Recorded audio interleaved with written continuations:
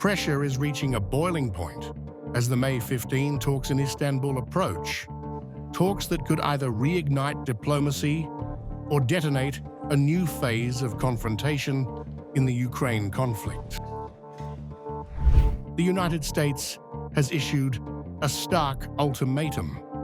Unless tangible progress is made in the negotiations, Moscow will face a fresh wave of crushing sanctions, targeting the heart of its financial and energy sectors.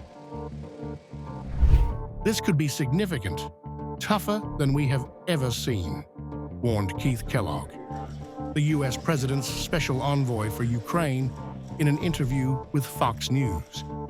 He specified that the sanctions would strike the central bank of Russia and disrupt oil transit, remarks first reported by Eurasia Daily on May 13th. The warning arrives just days after Russian President Vladimir Putin, on May 11th, proposed resuming direct peace talks with Ukraine in Istanbul.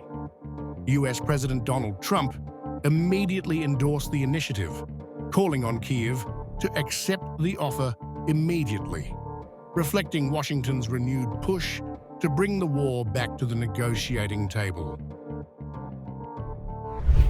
Yet behind closed doors, the Pentagon is bracing for the worst. General Gregory Guillot, head of U.S. Northern Command and NORAD, in a prepared statement to the Senate Armed Services Committee, warned of a growing risk of direct conflict with Russia, China, Iran, and North Korea.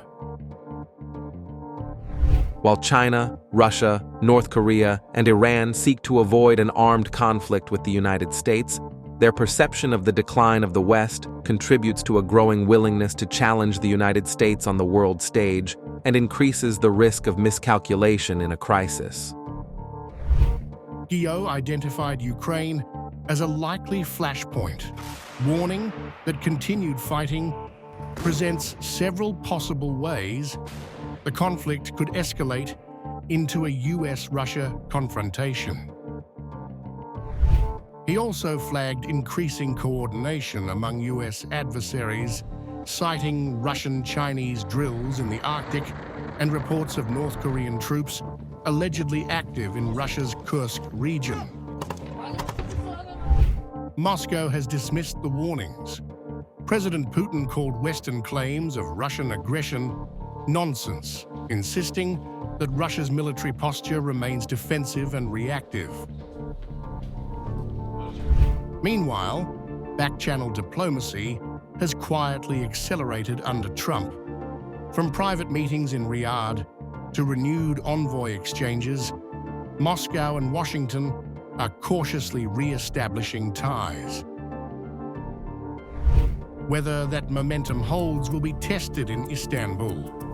Either diplomacy makes a breakthrough on May 15th, or the U.S. moves to deliver its most punishing economic blow yet against a nuclear adversary already locked in war. The countdown has begun,